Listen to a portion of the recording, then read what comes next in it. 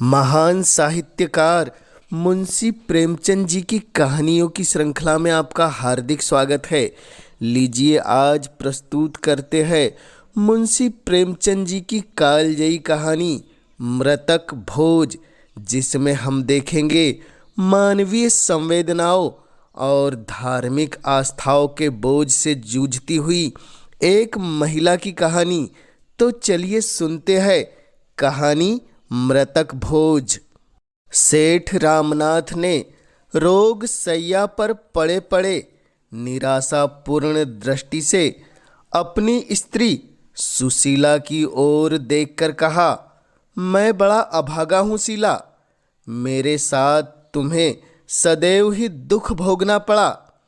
जब घर में कुछ न था तो रात दिन गृहस्थी के धंधों और बच्चों के लिए मरती थी। जब जरा कुछ संभला और तुम्हारे आराम करने के दिन आए तो यूं तुम्हें छोड़ के चला जाता हूँ। आज तक मुझे आशा थी, पर आज वह आशा टूट गई। देखो शीला, तुम रोना मत, संसार में सभी मरते हैं, कोई 2 साल आगे, कोई 2 साल पीछे। अब गृहस्थी का भार तुम्हारे ऊपर है। मैंने रुपए नहीं छोड़े, लेकिन जो कुछ है उससे तुम्हारा जीवन किसी तरह कट जाएगा। यह राजा क्यों रो रहा है? सुशीला ने आंसू पोंछकर कहा। जिद्दी हो गया और क्या। आज सवेरे से रट लगाए हुए है कि मोटर लूँगा। 5 रुपए से कम में कहाँ मोटर आती है। सेठ जी को इधर कुछ दिनों से दोनों बालकों पर बहुत स्नेह हो गया था। वह बोले, तो मंगा दो ना, बेचारा कब से रो रहा है। क्या क्या अरमान दिल में थे, सब धूल में मिल गए। रानी के लिए विलायती गुड़िया भी मंगा दो। दूसरों के खिलौने देखकर तरसती रहती है। जिस धन को प्राणों से भी प्रिय समझा, वह अंत में डॉक्टरों ने खाया। बच्चे मुझे क्या याद रखेंगे कि क्या बाप था। अभागे बाप ने तो धन को लड़के लड़की से प्रिय समझा, कभी पैसे की चीज भी लाकर नहीं दी। अंतिम समय जब संसार की असारता कठोर सत्य बनकर आंखों के सामने खड़ी हो जाती है तो जो कुछ न किया उसका खेद, और जो कुछ किया उस पर पश्चाताप मन को उदार और निष्कपट बना देता है। सुशीला ने राजा को बुलाया और उसे छाती से लगाकर रोने लगी। वह मात्र स्नेह जो पति की कृपणता से भीतर ही भीतर तड़प कर रह जाता था, इस समय जैसे खौल उठा। लेकिन मोटर के लिए रुपये कहाँ थे? सेठ जी ने पूछा। मोटर लोगे बेटा? अपनी अम्मा से रुपए लेकर भैया के साथ चले जाओ, खूब अच्छी मोटर लाना। राजा ने माता के आंसू और पिता का यह स्नेह देखा तो उसका बालहट जैसे पिघल गया और वह बोला, अभी नहीं लूँगा। सेठ जी ने पूछा, क्यों? जब आप अच्छे हो जाएंगे तब लूँगा। सेठ जी फूट फूट कर रोने लगे। तीसरे दिन सेठ रामनाथ का देहांत हो गया। धनी के जीने से दुख बहुतों को होता है, सुख थोड़ों को। उनके मरने से दुख थोड़ों को होता है, सुख बहुतों को। महाब्राह्मणों की मंडली अलग सुखी है, पंडित जी अलग खुश है, और शायद बिरादरी के लोग भी प्रसन्न हैं, इसलिए कि एक बराबर का आदमी कम हुआ, दिल से एक कांटा दूर हुआ। और पट्टीदारों को तो पूछना ही क्या। अब वह पुरानी कसर निकालेंगे। हृदय को शीतल करने का ऐसा अवसर बहुत दिनों के बाद मिला। आज 5वां दिन है। वह विशाल भवन सूना पड़ा है। लड़के न रोते हैं न हंसते हैं, मन मारे माँ के पास बैठे हैं और विधवा भविष्य की अपार चिंताओं के भार से दबी हुई निर्जीव सी पड़ी है। घर में जो रुपए बचे थे वह दाह क्रिया में भेंट हो गए और अभी सारे संस्कार बाकी पड़े हैं। भगवान कैसे बेड़ा पार करेंगे। किसी ने द्वार पर आवाज दी। महारानी आकर सेठ धनीराम के आने की सूचना दी। दोनों बालक बाहर दौड़े। सुशीला का मन भी एक क्षण के लिए हरा हो गया। सेठ धनीराम बिरादरी के सरपंच थे। अबला का क्षुब्ध हृदय सेठ जी की इस कृपा से पुलकित हो उठा। आखिर बिरादरी के मुखिया है। ये लोग अनाथों की खोज खबर न ले तो कौन ले। धन्य है ये पुण्य आत्मा, लोग जो मुसीबत में दीनों की रक्षा करते हैं। यह सोचती हुई सुशीला घूंघट निकाले बरोठे में आकर खड़ी हो गई। देखा तो धनीराम जी के अतिरिक्त और भी कई सज्जन खड़े हैं। धनीराम बोले, बहू जी, भाई रामनाथ की अकाल मृत्यु से हम लोगों को दुख हुआ है। वह हमारा दिल ही जानता है। अभी उनकी उम्र ही क्या थी, लेकिन भगवान की इच्छा अब तो हमारा यही धर्म है कि ईश्वर पर भरोसा रखे और आगे के लिए कोई राह निकाले। काम ऐसा करना चाहिए कि घर की आबरू भी बनी रहे और भाई जी की आत्मा संतुष्ट भी हो।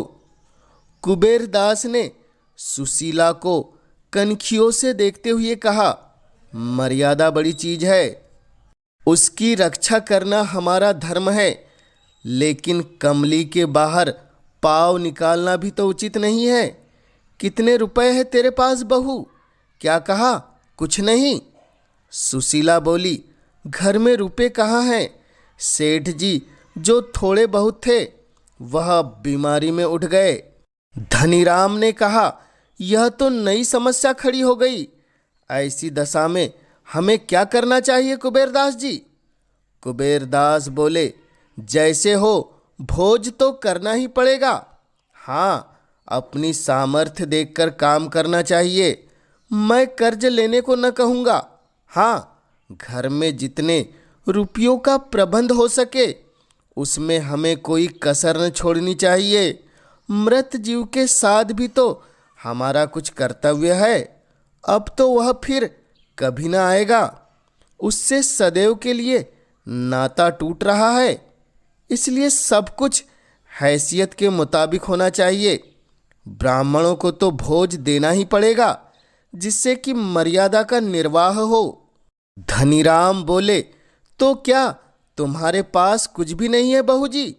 2-4 हजार भी नहीं? सुशीला ने जवाब दिया, मैं आपसे सत्य कहती हूँ, मेरे पास कुछ नहीं है। ऐसे समय झूठ नहीं बोलूँगी। धनीराम ने कुबेरदास की ओर अर्ध अविश्वास से देखकर कहा, तब तो यह मकान बेचना पड़ेगा। कुबेरदास बोले, इसके सिवा और क्या हो सकता है? नाक कटाना तो अच्छा नहीं। रामनाथ का कितना नाम था, बिरादरी के स्तंभ थे। यही इस समय एक उपाय है। 20,000 रुपये मेरे आते हैं। सूद बट्टा लगाकर कोई 25,000 रुपये मेरे हो जाएंगे। बाकी भोज में खर्च हो जाएगा और कुछ बचा रहा तो बाल बच्चों के काम आ जाएगा। धनीराम बोले, आपके यहाँ कितने पर बंधक रखा था? कुबेरदास जी बोले, 20,000 रुपये पर रुपये सैकड़ा सूद। धनीराम बोले, मैंने तो कुछ कम सुना है। कुबेर बोले, उसका तो रहनामा रखा है, जबानी बातचीत थोड़े है। मैं 2-4 हजार के लिए झूठ नहीं बोलूँगा। धनीराम ने कहा, नहीं नहीं, यह मैं कब कहता हूँ? तो तूने सुन लिया भाई, पंचों की सलाह है कि मकान बेच दिया जाए। सुशीला का भाई जो कि उससे छोटा था, संतलाल भी इसी समय आ पहुँचा। यह अंतिम वाक्य उसके कान में पड़ गया। बोल उठा, किस लिए मकान बेच दिया जाए? बिरादरी के भोज के लिए?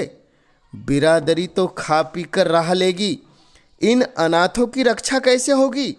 इसके भविष्य के लिए भी तो कुछ सोचना चाहिए। धनीराम ने कोप भरी आंखों से देखकर कहा, आपको इन मामलों में टांग अड़ाने का कोई अधिकार नहीं। केवल भविष्य की चिंता करने से काम नहीं चलता। मृतक का पीछा भी किसी तरह सुधारना ही पड़ता है। आपका क्या बिगड़ेगा? हंसी तो हमारी होगी। संसार में मर्यादा से प्रिय कोई वस्तु नहीं। मर्यादा के लिए प्राण तक दे देते हैं। जब मर्यादा ही नहीं रही तो उसका क्या?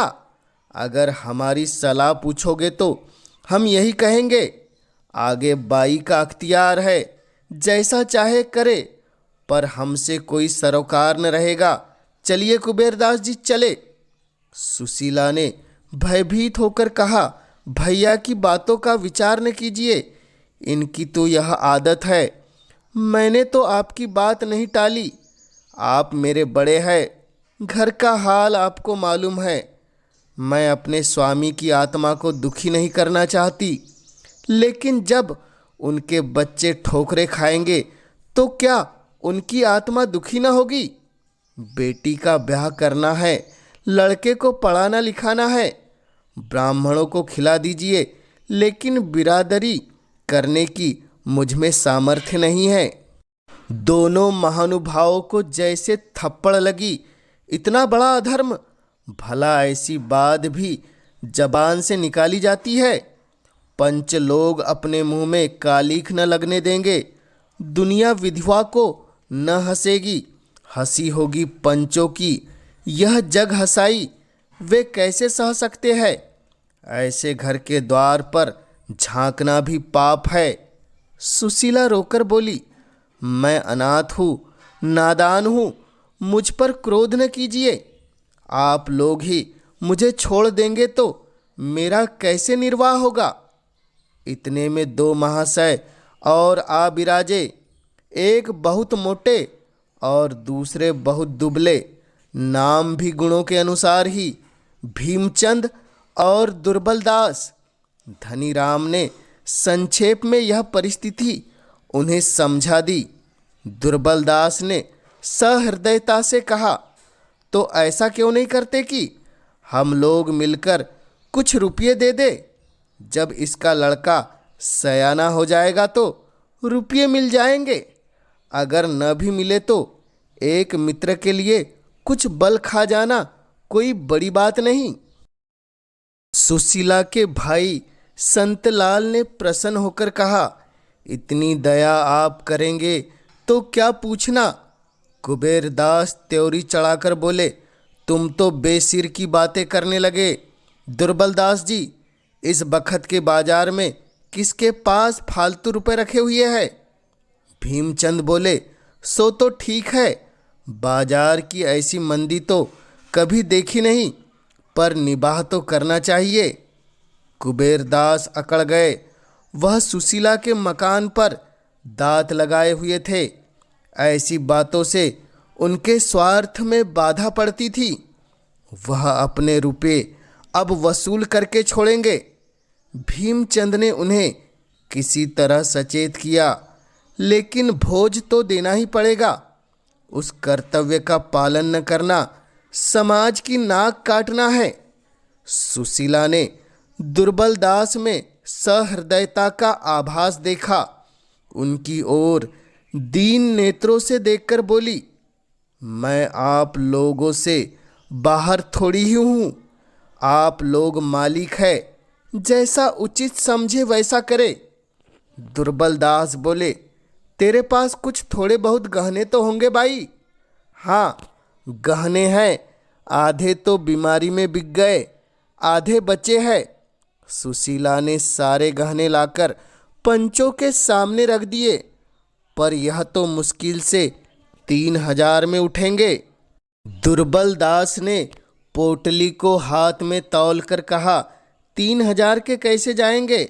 मैं 3,500 दिला दूंगा। भीमचंद ने फिर पोटली को तौल कर कहा, मेरी बोली 4,000 की है। कुबेरदास को मकान की बिक्री का प्रश्न छेड़ने का अवसर फिर मिला। 4,000 ही में क्या होता है? बिरादरी का भोज है या दोष मिटाना है? बिरादरी में कम से कम 10,000 का खर्चा है। मकान तो निकालना ही पड़ेगा। संतलाल ने होंठ चबाकर कहा, मैं कहता हूँ आप लोग क्या इतने निर्दयी है? आप लोगों को अनाथ बालकों पर भी दया नहीं आती? क्या उन्हें रास्ते का भिखारी बनाकर छोड़ेंगे? लेकिन संतलाल की फरियाद पर किसी ने ध्यान न दिया। मकान की बातचीत अब नहीं टाली जा सकती थी। बाजार मंदा है। 30,000 से बेसी नहीं मिल सकते। 25,000 तो कुबेरदास के है। 5,000 बचेंगे। 4,000 गहनों से आ जाएंगे। इस तरह 9,000 में बड़ी किफ़ायत से ब्रह्म भोज और बिरादरी भोज दोनों निपटा दिए जाएंगे। सुशीला ने अपने दोनों बालकों को सामने करके करबद्ध होकर कहा, पंचो, मेरे बच्चों का मुख देखिए। मेरे घर में जो कुछ है वह आप सब ले लीजिए, लेकिन मकान छोड़ दीजिए। मुझे कहीं ठिकाना न मिलेगा। मैं आपके पैर पड़ती हूँ, मकान इस समय न बेचे। इस मूर्खता का क्या जवाब दिया जाए? पंच लोग तो खुद चाहते थे कि मकान न बेचना पड़े। उन्हें अनाथों से कोई दुश्मनी नहीं थी, किंतु बिरादरी का भोज और किस तरह किया जाए? अगर विधवा कम से कम 5,000 रुपये का जुगाड़ कर दे तो मकान बच सकता है, पर वह ऐसा नहीं कर सकती, तो मकान बेचने के सिवा और कोई उपाय नहीं है। कुबेर ने अंत में कहा, देख भाई, बाजार की दशा इस समय खराब है। रुपए किसी से उधार नहीं मिल सकते। बाल बच्चों के भाग में लिखा होगा तो भगवान और किसी हीले से देगा। हिले रोजी बहाने मौत। बाल बच्चों की चिंता मत कर। भगवान जिसको जन्म देते हैं उसकी जीविका की जुगत पहले से ही कर देते हैं। हम तुम्हें समझाकर हार गए। अगर तू अब भी अपना हट न छोड़ेगी तो हम बात भी न पूछेंगे। फिर यहाँ तेरा रहना मुश्किल हो जाएगा।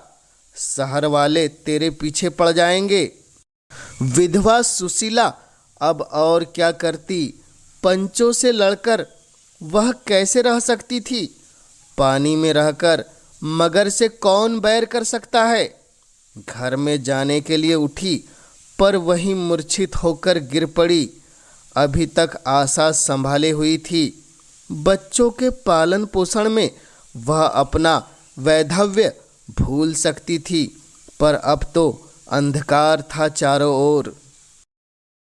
सेठ रामनाथ के मित्रों का उनके घर पर पूरा अधिकार था। मित्रों का अधिकार न हो तो किसका हो? स्त्री कौन होती है जब वह इतनी मोटी सी बात नहीं समझती कि बिरादरी करना और धूमधाम से दिल खोलकर करना लाजिमी बात है, तो उससे और कुछ कहना व्यर्थ है। गहने कौन खरीदे? भीमचंद 4,000 दाम लगा चुके थे, लेकिन अब उन्हें मालूम हुआ कि उनसे भूल हुई थी। दुर्बल दास ने 3,000 लगाए थे, इसलिए सौदा इन्हीं के हाथ हुआ। इस बात पर दुर्बल दास और भीमचंद में तकरार भी हो गई, लेकिन भीमचंद को मुंह की खानी पड़ी। न्याय दुर्बल के पक्ष में था। धनीराम ने कटाक्ष किया, देखो दुर्बल दास, मान तो ले जाते हो, पर 3,000 से बेसी का है। मैं नीति की हत्या न होने दूंगा। कुबेरदास बोले, अजी तो घर में ही तो है, कहीं बाहर तो नहीं गया। एक दिन मित्रों की दावत हो जाएगी। इस पर चारों महानुभाव हंसे। इस काम से फुर्सत पाकर अब मकान का प्रश्न उठा। कुबेरदास 30,000 देने पर तैयार थे, पर कानूनी कार्रवाई के बिना संदेह की गुंजाइश थी। यह गुंजाइश क्यों कर रखी जाए? एक दलाल बुलाया गया। नाटा सा आदमी था, पोपला मुंह, कोई 70 की अवस्था। नाम था चोखेलाल। कुबेरदास ने कहा, चोखेलाल जी से ही हमारी 30 साल की दोस्ती है। आदमी क्या रत्न है। भीमचंद, देखो चोखेलाल, हमें यह मकान बेचना है। इसके लिए कोई अच्छा ग्राहक लाओ, तुम्हारी दलाली पक्की। कुबेरदास बोले, बाजार का हाल अच्छा नहीं है, लेकिन फिर भी हमें यह तो देखना पड़ेगा कि रामनाथ के बाल बच्चों को टोटा न हो। चोखेलाल के कान में 30 से आगे न जाना, ऐसा कहा गया। भीमचंद बोले, देखिए कुबेरदास, यह अच्छी बात नहीं है। कुबेरदास बोले, तो मैं क्या कर रहा हूँ? मैं तो यही कह रहा था कि अच्छे दाम लगवाना। चोखेलाल बोले, आप लोगों को मुझसे यह कहने की ज़रूरत नहीं है। मैं अपना धर्म समझता हूँ। रामनाथ जी मेरे भी मित्र थे। मुझे यह भी मालूम है कि इस मकान के बनवाने में 1 लाख से कम 1 पाई भी नहीं लगी। लेकिन बाजार का हाल क्या आप लोगों से छिपा है? इस समय इसके 25,000 से बेसी नहीं मिल सकते। सुभीति से तो कोई ग्राहक से 10-5 हज़ार और मिल जाएंगे, लेकिन इस समय तो कोई ग्राहक भी मुश्किल से मिलेंगे। लो, दही और लाव दही की बात है। धनीराम बोले, 25,000 रुपये तो बहुत कम है भाई, और न सही 30,000 रुपये तो करा दो। चोखेलाल बोले, 30 क्या, मैं तो 40 करा दूँ, पर कोई ग्राहक तो मिले। आप लोग कहते हैं तो मैं 30,000 रुपये की बातचीत करूँ। धनीराम बोले, जब 30,000 में ही देना है तो कुबेरदास जी ही क्यों न ले? इतना सस्ता माल दूसरों को क्यों दिया जाए? कुबेरदास बोले, आप सब लोगों की राय हो तो ऐसा ही कर लिया जाए। धनीराम ने हाँ हाँ कहकर हामी भरी। भीमचंद मन में ऐंठ कर रह गए। यह सौदा भी पक्का हो गया। आज ही वकील ने बैनामा लिखा, तुरंत रजिस्ट्री हो गई। सुशीला के सामने बैनामा लाया गया तो उसने एक ठंडी सांस ली और सजल नेत्रों से उस पर हस्ताक्षर कर दिए। अब उसे उसके सिवा और कहीं शरण नहीं है। बेवफा मित्र की भांति यह घर भी सुख के दिनों के साथ लेकर दुख के दिनों में उसका साथ छोड़ रहा है।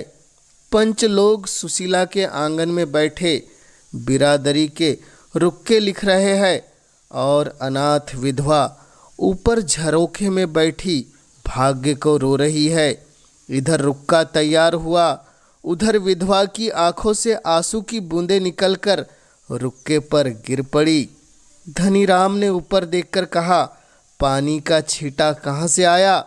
संतलाल बोले, बाई बैठी रो रही है, उसके रुक्के पर अपने रक्त के आंसुओं की मोहर लगा दी है।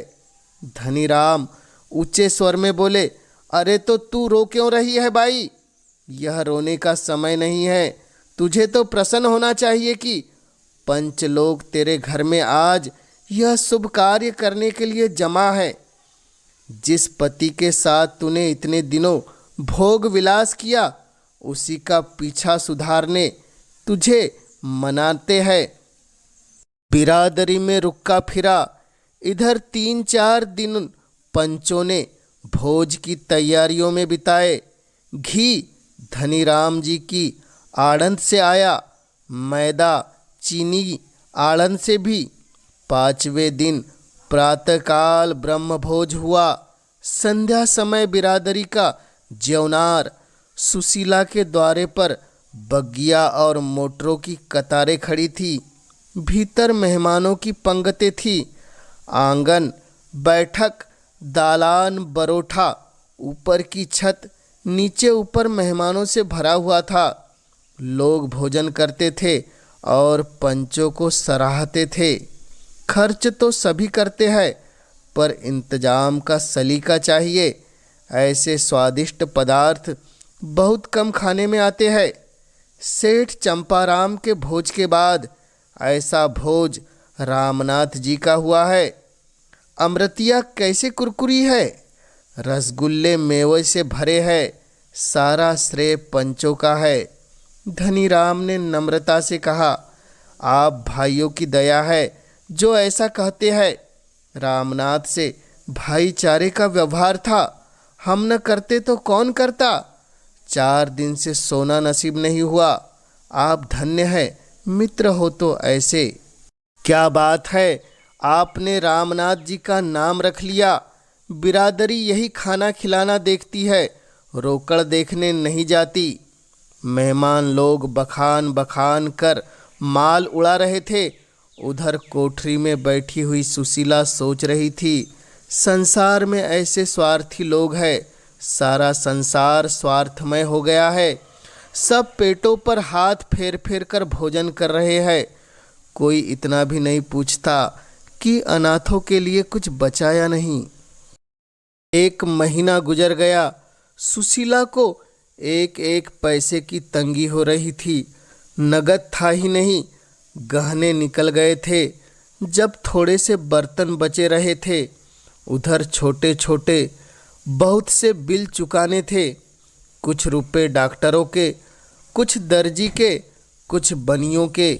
सुशीला को यह रकमें घर का बचा कुचा सामान बेचकर चुकानी पड़ी और महीना पूरा होते होते उसके पास कुछ न बचा।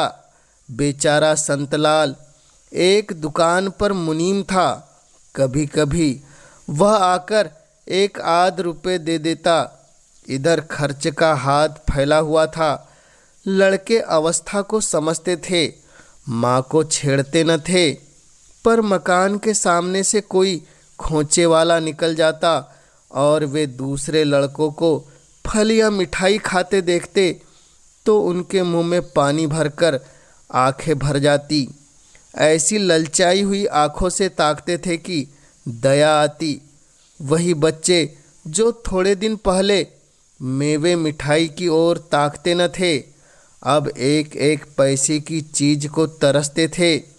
वह सज्जन जिन्होंने बिरादरी का भोज कराया था, अब घर के सामने से निकल जाते, पर कोई झांकता न था।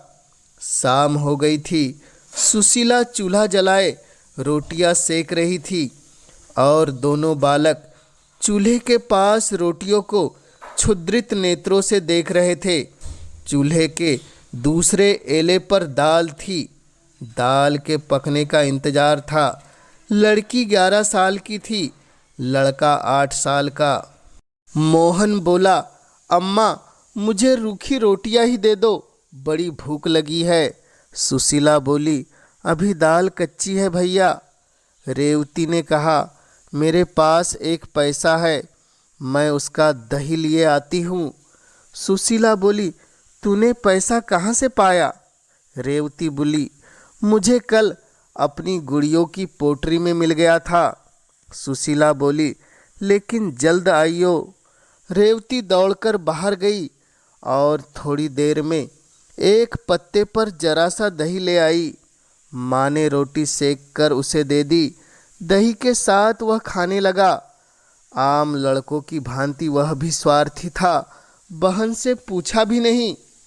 सुशीला ने कड़ी आंखों से देखकर कहा, बहन को भी दे दो, अकेला ही खाएगा। मोहन लज्जित हो गया, उसकी आंखें डबडबा गई। रेवती बोली, नहीं अम्मा, कितना ही मिला, तुम खाओ। मोहन, तुम्हें जल्दी नींद आ जाएगी, मैं तो दाल पकाकर खा लूँगी। उसी वक्त 2 आदमियों ने आवाज़ दी। रेवती ने बाहर जाकर पूछा। यह सेठ कुबेरदास के आदमी थे, मकान खाली कराने आए थे। क्रोध से सुशीला की आंखें लाल हो गई। बरोठे में आकर कहा, अभी मेरे पति को पीछे हुए महीना भी नहीं हुआ, मकान खाली कराने की धुन सवार हो गई। मेरा 50,000 का घर 30,000 में ले लिया, 5,000 सूद के उड़ाए, फिर भी तस्कीन नहीं होती। कह दो मैं अभी खाली नहीं करूँगी। मुनीम ने नम्रता से कहा, बाई जी मेरा क्या अख्तियार है, मैं तो केवल संदेशिया हूँ। जब चीज़ दूसरे की हो गई तो आपको छोड़नी ही पड़ेगी, झंझट करने से क्या मतलब। सुशीला भी समझ गई, ठीक ही कहता है, गाय हत्या के बल के दिन खेत चरेगी। नर्म होकर बोली, सेठ जी से कहो मुझे 10-5 दिन की मोहलत दे, लेकिन नहीं कुछ मत कहो। क्यों 10-5 दिन के लिए किसी का एहसान लूँ। मेरे भाग्य में इस घर में रहना लिखा होता तो निकलती ही क्यों। मुनीम ने पूछा, तो कल सवेरे तक खाली हो जाएगा। सुशीला बोली, हाँ कहती तो हूँ, लेकिन सवेरे तक क्यों, मैं अभी खाली किए देती हूँ। मेरे पास कौन सा बड़ा सामान है, तुम्हारे सेठ जी का रात भर का किराया मारा जाएगा, जाकर ताला वाला लेकर आओ। मुनीम बोला, ऐसी क्या जल्दी है बाई, कल सावधानी से खाली कर दीजिएगा। सुशीला बोली, कल का झगड़ा क्यों रखूं मुनीम जी, आप जाइए ताला लाकर डाल दीजिए। यह कहती हुई सुशीला अंदर गई, बच्चों को भोजन कराया, एक रोटी आप किसी तरह निकली, बर्तन धोए, फिर एक एक्का मंगाकर उस पर अपना मुख्तसर सामान लादा और भारी हृदय से उस घर से हमेशा के लिए विदा हो गई। जिस वक्त यह घर बनाया था मन में कितनी उमंगें थी। इसके प्रवेश में कई हजार ब्राह्मणों का भोज हुआ था। सुशीला को इतनी दौड़ धूप करनी पड़ी थी कि वह महीने भर बीमार रही थी। इसी घर में उसके 2 लड़के मरे थे, यही उसका पति मरा था। मरने वालों की स्मृतियों ने उसकी एक एक ईंट को पवित्र कर दिया था। एक एक पत्थर मानो उसके हर्ष से खुशी और उसके शोक से दुखी होता था। वह घर आज उससे छूटा जा रहा है। उसने रात एक पड़ोसी के घर में काटी और दूसरे दिन 10 रुपये महीने पर एक गली में दूसरा मकान ले लिया। इस नए कमरे में इन अनाथों ने 3 महीने जिस कष्ट से काटे वह समझने वाले ही समझ सकते हैं। भला हो बेचारे संतलाल का, वह 10-5 रुपये से मदद कर दिया करता था। अगर सुशीला दरिद्र घर की होती तो पिसाई करती, कपड़े सीती, किसी के घर में टहल करती, पर जिन कामों को बिरादरी नीचा समझती है उनका सहारा कैसी लेती। नहीं तो लोग कहते यह सेठ रामनाथ की स्त्री है, उस नाम की भी तो लाज रखनी थी। समाज के चक्रव्यूह से किसी तरह तो छुटकारा नहीं होता। लड़की के 2-1 गहने बचे थे, वह भी बिक गए। जब रोटियों के लाले थे तो घर का किराया कहाँ से आता। 3 महीने के बाद घर का मालिक, जो उसी बिरादरी का एक प्रतिष्ठित व्यक्ति था और जिसने मृतक भोज में खूब बढ़ बढ़कर हाथ मारे थे, अधीर हो उठा। बेचारा कितना धैर्य रखता। 30 रुपये का मामला है, रुपये 8 आने की बात नहीं है। इतनी बड़ी रकम नहीं छोड़ी जाती। आखिर एक दिन सेठ जी ने आकर लाल लाल आंखें करके कहा, अगर तू किराया नहीं दे सकती तो घर खाली कर दे। मैंने बिरादरी के नाते इतनी मुरव्वत की, अब किसी तरह काम नहीं चल सकता। सुशीला बोली, सेठ जी मेरे पास रुपए होते तो पहले आपका किराया देकर तब पानी पीती। आपने इतनी मुरव्वत की, इसके लिए मेरा सिर आपके चरणों पर है। लेकिन अभी मैं बिल्कुल खाली हूँ। यह समझ लीजिए कि एक भाई के बाल बच्चों की परवरिश कर रहे हैं। और क्या कहूँ। सेठ जी बोले, चल चल, इस तरह की बातें बहुत सुन चुका। बिरादरी का आदमी है तो उसे चूस लो। कोई मुसलमान होता तो उसे चुपके से महीने महीने दे देती, नहीं तो उसने निकाल बाहर किया होता। मैं बिरादरी का हूँ, इसलिए मुझे किराया देने को दरकरार नहीं। मुझे मांगना ही नहीं चाहिए, यहाँ तो बिरादरी के साथ काम करना चाहिए। इसी समय रेवती भी आकर खड़ी हो गई। सेठ जी ने उसे सिर से पांव तक देखा और तब किसी कारण से बोले, अच्छा, यह लड़की तो सयानी हो गई, कहीं इसकी सगाई की बातचीत नहीं की? रेवती तुरंत भाग गई। सुशीला ने इन शब्दों में आत्मीयता की झलक पाकर पुलकित कंठ से कहा, अभी तो कहीं बातचीत नहीं हुई सेठ जी। घर का किराया तक तो अदा नहीं कर सकती, सगाई क्या करूंगी? फिर अभी छोटी भी तो है। सेठ जी ने तुरंत शास्त्रों का आधार दिया। कन्याओं के विवाह की सही अवस्था है, धर्म को कभी नहीं छोड़ना चाहिए, किराए की कोई बात नहीं है। हमें क्या मालूम था कि सेठ रामनाथ के परिवार की यह दशा है। सुशीला बोली, तो आपकी निगाह में कोई अच्छा घर है? यह तो आप ही जानते हैं, मेरे पास लेन देन के लिए कुछ नहीं है। झाबरमल इन सेठ जी का नाम था। लेन देन का कोई झगड़ा नहीं होगा बाई जी। ऐसा घर है कि लड़की आजीवन सुखी रहेगी, लड़का भी उसके साथ रह सकता है। कुल का सच्चा, हर तरह से संपन्न परिवार। हाँ, वह दोहाजू दुजुवर है। सुशीला बोली, उम्र अच्छी होनी चाहिए, दोहाजू होने से क्या होता है? झाबरमल बोला, उम्र भी कुछ ज़्यादा नहीं, अभी 40वां ही साल है उसका, पर देखने में अच्छा हष्ट-पुष्ट है। मर्द की उम्र उसका भोजन है। बस यह समझ लो कि परिवार का उद्धार हो जाएगा। सुशीला ने अनिच्छा के भाव से कहा, अच्छा, मैं सोचकर जवाब दूंगी, एक बार मुझे दिखा देना। झाबरमल, दिखाने की कहीं नहीं जाना है भाई, वह तेरे सामने खड़ा है। सुशीला ने घृणापूर्ण नेत्रों से उसकी ओर देखा। इस 50 साल के बुढ़े की यह हवस, छाती का मांस लटक कर नाभि तक आ पहुंचा है, फिर भी विवाह की धुन सवार है। यह दुष्ट समझता है कि प्रलोभन में पड़कर मैं अपनी लड़की उसके गले में बांध दूंगी, वह अपनी बेटी को आजीवन कुंवारी रखेगी, पर ऐसे मृतक से विवाह करने उसका जीवन नष्ट न करेगी। पर उसने अपने क्रोध को शांत किया। समय का फेर है, नहीं तो ऐसों को उससे ऐसा प्रस्ताव करने का साहस ही नहीं होता। बोली, आपकी इस कृपा के लिए आपको धन्यवाद देती हूँ सेठ जी, पर मैं कन्या का विवाह आपसे नहीं कर सकती। झाबरमल बोला, तो और क्या तू समझती है कि तेरी कन्या के लिए बिरादरी में कोई कुमार मिल जाएगा?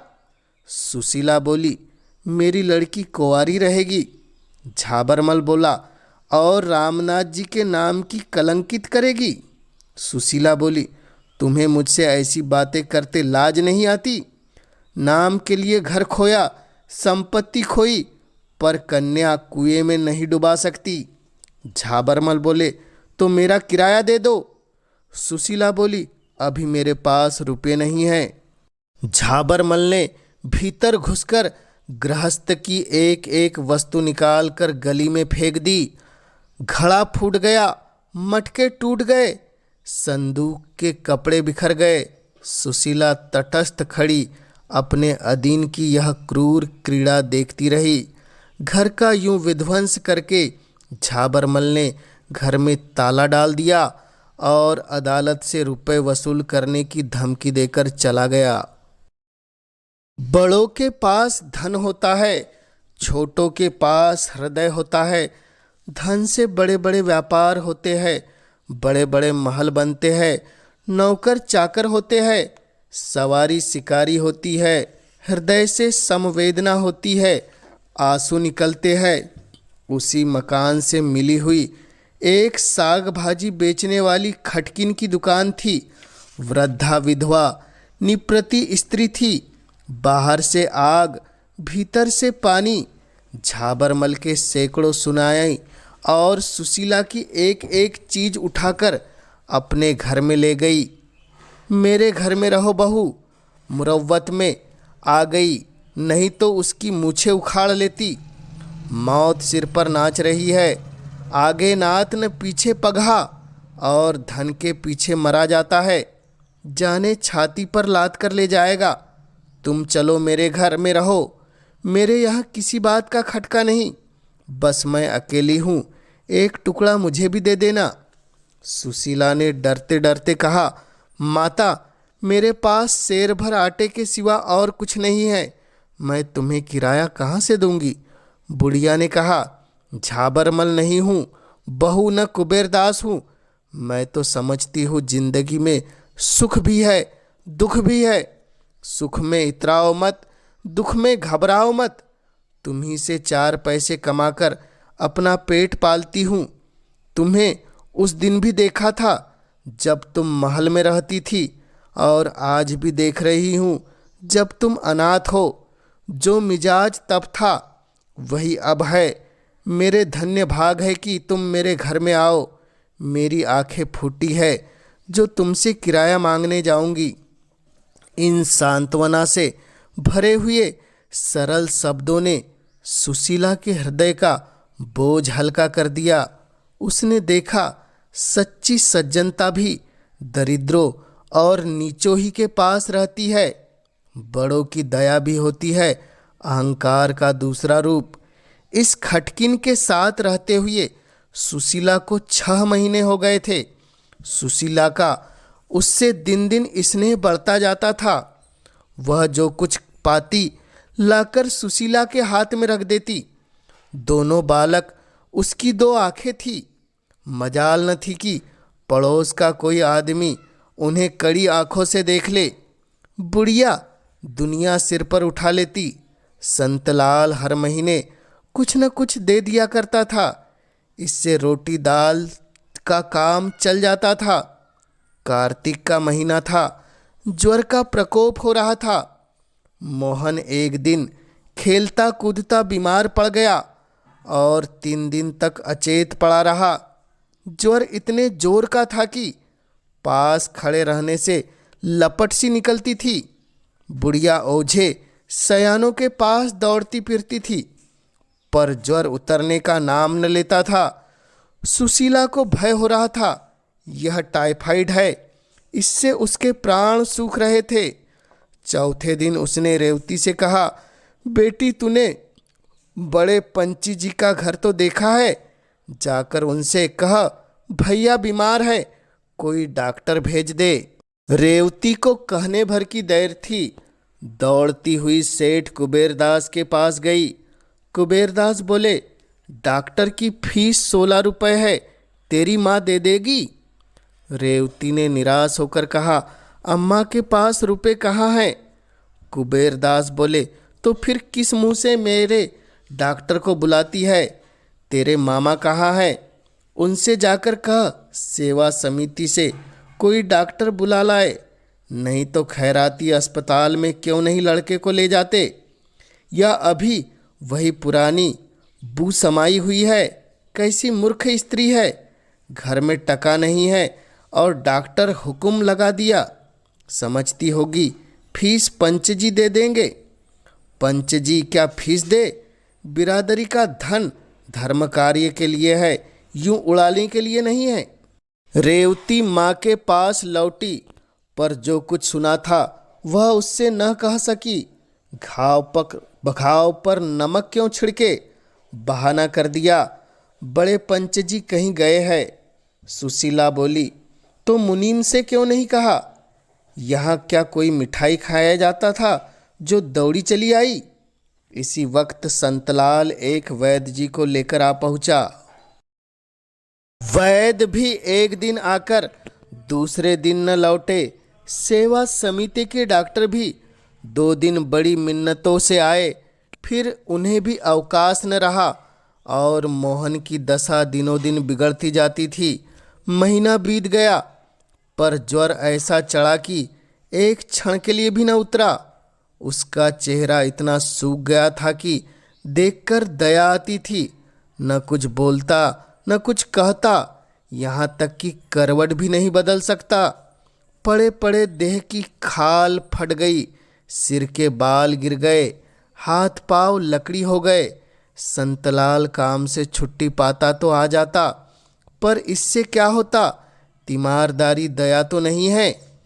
एक दिन संध्या समय उसके हाथ ठंडे हो गए। माता के प्राण पहले ही सूखे हुए थे। यह हाल देखकर रोने पीटने लगी। मन्नतें तो बहुतेरी हो चुकी थी। रोती हुई मोहन की खाट के 7 फेरे करके हाथ बांधकर बोली, भगवान, यही मेरे जन्म की कमाई है। अपना सर्वस्व खोकर मैं बालक को छाती से लगाए हुए संतुष्ट थी, लेकिन यह चोट न सह पाऊंगी। तुम इसे अच्छा कर दो, इसके बदले मुझे उठा लो। बस मैं यही दया चाहती हूँ, दयामय। संसार के रहस्य को कौन समझ सकता है? क्या इसमें से बहुतों को यह अनुभव नहीं कि जिस दिन हमने बेईमानी करके कुछ रकम उड़ाई, उसी दिन उस रकम का दुगना नुकसान हो गया। सुशीला को उसी दिन रात को ज्वर आ गया और उसी दिन मोहन का ज्वर उतर गया। बच्चे की सेवा शुश्रूषा से आधी हो रही थी। इस बीमारी ने ऐसा पकड़ा कि फिर न छोड़ा। मालूम नहीं देवता बैठे सुन रहे थे क्या, उसकी याचना अक्षरशः पूरी हो गई। 15वें दिन मोहन चारपाई से उठकर माँ के पास आया और उसकी छाती पर सिर रखकर रोने लगा। माता ने उसके गले में बाहें डालकर उसे छाती से लगा लिया और बोली, क्यों रोते हो बेटा? मैं अच्छी हो जाऊंगी। अब मुझे क्या चिंता? भगवान पालने वाले हैं, वही तुम्हारे रक्षक है, वही तुम्हारे पिता है। अब मैं सब तरफ से निश्चिंत हूँ, जल्द अच्छी हो जाऊंगी। मोहन बोला, जिया तो कहती है अम्मा अब न अच्छी होगी। सुशीला ने बालक का चुंबन लेकर कहा, जिया पगली है, उसे कहने दो। मैं तुम्हें छोड़कर कहीं नहीं जाऊंगी, मैं सदा तुम्हारे साथ रहूंगी। हाँ, जिस दिन तुम कोई अपराध करोगे, किसी की कोई चीज़ उठा लोगे, उसी दिन मैं मर जाऊंगी। मोहन ने प्रसन्न होकर कहा, तो तुम मेरे पास से कभी नहीं जाओगी माँ? सुशीला ने कहा, कभी नहीं बेटा, कभी नहीं। उसी रात को दुख और विपत्ति की मारी हुई यह अनाथ विधवा दोनों अनाथ बालकों को छोड़कर भगवान के पास परलोक सिधार गई। इस घटना के 3 साल हो गए हैं। मोहन और रेवती दोनों उसी वृद्धा के पास रहते हैं। बुढ़िया माँ तो नहीं है, लेकिन माँ से बढ़कर है। रोज मोहन को रात को रखी रोटियां खिलाकर गुरुजी की पाठशाला में पहुंचाती है। छुट्टी के समय जाकर लीवा लाती है। रेवती को अब 14वां साल है। वह घर का सारा काम, पीसना कूटना, चौका बर्तन, झाड़ू बहारू करती है। बुढ़िया सौदा बेचने चली जाती है तो वह दुकान पर भी आ बैठती है। एक दिन बड़े पंच सेठ कुबेरदास ने उसे बुला भेजा और बोले, तुझे दुकान पर बैठते शर्म नहीं आती? सारी बिरादरी की नाक कटा रही है। खबरदार, जो कल से दुकान पर बैठी। मैंने तेरे पानी ग्रहण के लिए झाबरमल जी को पक्का कर लिया है। सेठानी ने समर्थन किया। तू अब सयानी हुई बेटी, अब तेरा इस तरह बैठना अच्छा नहीं। लोग तरह तरह की बातें करने लगते हैं। सेठ झाबरमल तो राजी ही न होते थे। हमने बहुत कह सुनकर राजी किया। बस समझ ले कि रानी हो जाएगी। लाखों की संपत्ति है, लाखों की। तेरे धन्य भाग की ऐसा वर मिला। तेरा छोटा भाई है, उसको भी कोई दुकान करा दी जाएगी। सेठ बिरादरी की कितनी बदनामी है, सेठानी है ही। रेवती ने लज्जित होकर कहा, मैं क्या जानूं, आप मामा से कहे। सेठ जी ने बिगड़कर कहा, वह कौन होता है? टके पर मुनीमी करता है, उससे मैं क्या पूछूं? मैं बिरादरी का पंच हूँ, मुझे अधिकार है। जिस काम से बिरादरी का कल्याण देखूं वह करूं। मैंने और पंचों से राय ले ली, सब मुझसे सहमत हैं। अगर तू यूं नहीं मानेगी तो हम अदालती कार्रवाई करेंगे। तुझे खर्च बरच का काम होगा या लेती जा। यह कहते हुए उन्होंने 20 रुपए का नोट रेवती की तरफ फेंक दिया। रेवती ने उठाकर वही पुर्जे पुर्जे कर डाले और तमतमाए हुए मुख से बोली, बिरादरी ने तब हम लोगों की बात न पूछी जब हम रोटियों को मोहताज थे। मेरी माता मर गई, कोई झांकने तक नहीं आया। मेरा भाई बीमार हुआ, किसी ने खबर तक न ली। ऐसी बिरादरी की मुझे कोई परवाह नहीं है। रेवती चली गई तो झाबरमल कोठरी से निकल आए। चेहरा उदास था। सेठानी ने कहा, लड़की बड़ी घमंडी है, आँख का पानी मर गया है। झाबरमल बोले, 20 रुपये खराब हो गए, ऐसा फाड़ा कि जुड़ भी नहीं सकता। कुबेरदास बोले, तुम घबराओ नहीं, मैं इसे अदालत से ठीक करूँगा। जाति कहाँ है? झाबरमल बोले, अब तो आपका ही भरोसा है। बिरादरी के बड़े पंच की बात कहीं मिथ्या हो सकती है। रेवती नाबालिग थी, माता पिता नहीं थे। ऐसी दशा में पंचों का उस पर पूरा अधिकार था। वह बिरादरी के दबाव में नहीं रहना चाहती है, न चाहे। कानूनी बिरादरी के अधिकार की अपेक्षा नहीं कर सकता।